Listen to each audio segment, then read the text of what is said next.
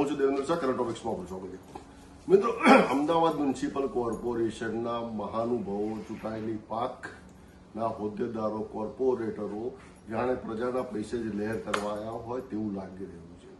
આગામી municipal standing કમિટીની બેઠકમાં કોર્પોરેટરોને 192 કોર્પોરેટરોને તથા અધિકારીઓ મળીને કુલ 250 જેટલા લેપટોપની ખરીદીનું એક કામ આવ્યું. હવે અહીંયા મજાની વાત એ છે કે આ સિલસિલો લગભગ 2005થી ચાલી રહ્યો છે.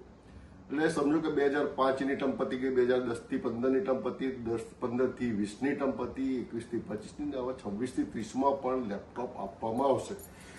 હાલ જોવા જાવ તો કોર્પોરેટરોને અત્યાર સુધી 90,000 રૂપિયા લેપટોપ વત્તા પ્રિન્ટર પેટે આપવામાં આવતા હતા, જેમાં નવો ભાવ આ સ્ટેન્ડિંગ કમિટીમાં જે આવ્યો છે તે મુજબ 1 લાખ રૂપિયા આપવામાં આવશે. એટલે મતલબ કે 192 કોર્પોરેટરોને 1 લાખ લેકે જે આવશે તો 1,92,00,000 પ્રજાના રૂપિયાના કાઉન્સિલરોના લેપટોપમાં જશે. અને લગભગ 60 જેટલા અધિકારીઓને આપવામાં આવશે 80,000 લેખે. એટલે 8×6 લગભગ 48-50 લાખ રૂપિયા તેમની પાછળ ધુમાડો થશે. મજાનો વિષય એ છે કે જે લોકો કાઉન્સિલરોની બીજી ટર્મ છે, ત્રીજી ટર્મ છે, તે લોકો પણ આ લેપટોપ લેશે. દર ટર્મમાં તેમને નવા લેપટોપ આપવામાં આવે છે. પરંતુ હજી સુધીના ઇતિહાસમાં મેં કે અન્ય કોઈએ પણ આ કાઉન્સિલરોને ક્યાંય પણ લેપટોપનો જાહેરમાં ઉપયોગ કરતા જોયા નથી. કાઉન્સિલરો હાથ હલાવતા કોર્પોરેશનની ઓફિસે આવે છે, હાથ હલાવતા જતા હોય છે, વોર્ડમાં પણ એ જીતે ફરતા હોય છે. લેપટોપ કદાચ તેમના બાળકો ઘરે વિડીયો ગેમ રમવા માટેના ઉપયોગમાં આવતા હોય તેમ લાગે છે. બીજી વસ્તુ એ છે કે અધિકારીઓને જે અમુક એચઓડી કક્ષાના અધિકારીઓથી શરૂ કરી ડીવાયએમસી સુધી બધાને જે લેપટોપ આપવામાં આવી રહ્યા છે, તેમની પાસે ઓલરેડી તેમની ઓફિસમાં ડેસ્કટોપ છે જ. આ અધિકારીઓને શા માટે લેપટોપ આપવામાં આવી રહ્યા છે તે ચર્ચાનો વિષય બની રહ્યો છે. તેનો સવાલનો જવાબ કોઈની પાસે નથી. પરંતુ એવું છે કે અહીંયા ગાંધી વૈદ્યનું સહિયારું ચાલી રહ્યું છે, એટલે બધા ખુશ થાય છે, બધાને આપો. અત્યાર સુધીમાં એમ થાય કે ભણેલા ગણેલા લોકો લેપટોપ યુઝ કરતા હોય ત્યાં સુધી તો વાંધો નથી. પરંતુ અમુક વખતે એવું પણ જોવા મળ્યું કે જે લોકોને મોબાઈલ પણ પૂરી રીતે એન્ડ્રોઈડ મોબાઈલ પણ યુઝ કરતા નથી આવડતો, તેમને પણ લેપટોપ આપવામાં આવે છે. અને ચાલુ ટર્મમાં આ 21થી નવી જે ટર્મ આવી 26થી 30ની, આ ટર્મમાં જો તમે એફિડેવિટ ચેક કરશો તો ભાજપના એક મહિલા કોર્પોરેટર બિલકુલ નિરક્ષર છે. તેમણે તેમની એફિડેવિટમાં લખાણ કર્યું છે કે નિરક્ષર છે અને તેમને પણ લેપટોપ આપવામાં આવશે. હવે આ લેપટોપનો કેવો ઉપયોગ થશે તે સમજવાની બાબત છે.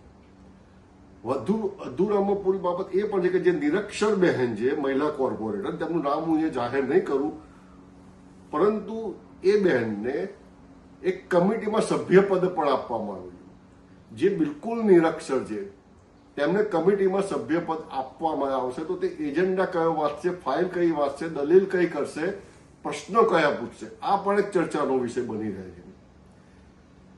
માત્ર લેપટોપના જ ભાવમાં વધારો આપીને લેપટોપ આપવા પાછળ પૈસાનો ધુમાડો કરવામાં આવે છે તેવું નથી.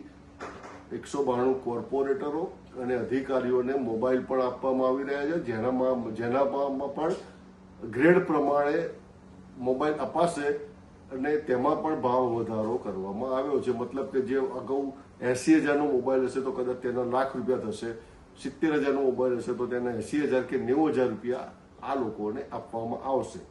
કહેવાય એવું છે કે બિલ રજૂ કરેથી રીએમ્બર્સ આપે છે, પરંતુ ગઈ વખતની ટર્મમાં 3-4 કોર્પોરેટરો માટે એવું પણ સાંભળવા મળ્યું કે તેઓ ખાલી જીએસટી ભરીને બિલ લઈ આવ્યા હતા, લેપટોપ લીધા નતા અને પૈસા કેશ કર્યા હતા. આવી ચર્ચાઓ અને ભાજપના જ કોર્પોરેટરોમાં થતી હતી. એટલે મોબાઈલની વસ્તુ એક અલગ હતી. લેપટોપમાં તો કોઈ કોર્પોરેટરો હજી સુધી લેપટોપનો ઉપયોગ કરતા જોવા મળ્યા નથી. તે નિર્વિવાદ બાબત છે. અને આજે મોબાઈલની વાત કરું છું તો ગઈ ટર્મના મેયર, મહિલા મેયર જે હતા, જે છેલ્લી ટર્મમાં હતા, તે મહિલા મેયરે તેમની ટર્મ પૂરી થતા પહેલા જ 1.5 લાખનો નવો મોબાઈલ લઈ લીધો હતો. કારણ કે તેમને હોદ્દાની રૂએ મળે છે એટલે. પરંતુ એ જ મહિલા મેયરે બીજા શું હોદ્દાની રૂએ ગેરલાભ ઉઠાવ્યા હતા તેની ચર્ચા બહુ લાંબો વિષય બને છે, એ અહીંયા નથી કરતો. પણ હોદ્દાની રૂએ મળે છે એટલે પ્રજાના રૂપિયાથી 1.5 લાખનો મોબાઈલ એ મહિલા મેયરે લઈ લીધો હતો. આ એક વાત થઈ. હવે બીજી વાત આપણે તરફ જઈએ કે અમદાવાદ મ્યુનિસિપલ કોર્પોરેશનની સામાન્ય સભામાં, મતલબ કે જ્યાં માસિક સામાન્ય સભા મળે છે તે બોર્ડમાં ગાંધીનગરની જેમ ટેબ્લેટ નાખવામાં આવશે. 192 કોર્પોરેટરોની સીટની આગળ ટેબ્લેટ મૂકવામાં આવશે, એટલે કે પેપરલેસ કામગીરી થાય.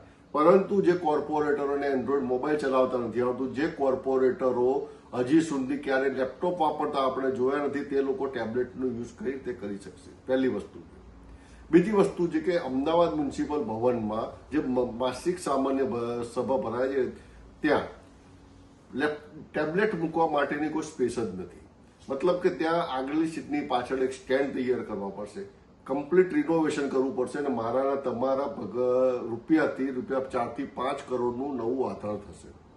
આ એક અલગ બાબત છે. એટલે ભાજપના શાસનમાં અત્યારે જે લેપટોપ યોજના 2005 થી ચાલી રહી છે તેમાં 3-3, 4-4, 5-5 ટર્મ વાળા કોર્પોરેટર તો 5-5 લેપટોપ ઘર ભેગા કરી લીધા છે, પરંતુ તેનો કોઈ ઉપયોગ કર્યો નથી. કોઈ પણ ભાજપના કોર્પોરેટર કે કોંગ્રેસના કોર્પોરેટરને લેપટોપનો ઉપયોગ કરતા જોયા નથી.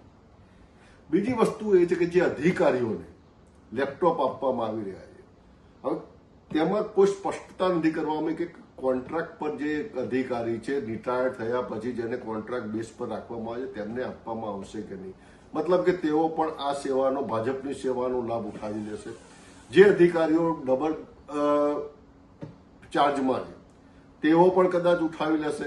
આ અંગેની કોઈ પણ સ્પષ્ટતા કરવામાં આવી નથી. એક તરફ વડાપ્રધાન પેટ્રોલના ભાવ વધ્યા હતા ત્યારે બચત કરવાનું કહેતા હતા, જ્યારે બીજી તરફ અહીં ભાજપ શાસિત અમદાવાદ મ્યુનિસિપલ કોર્પોરેશનમાં લેપટોપને મોબાઈલના નામે ઓછામાં ઓછા 4 થી 5 કરોડનો ધુમાડો વત્તા ટેબ્લેટ મૂકવાના નામે વધુ ધુમાડો થવા જઈ રહ્યો છે.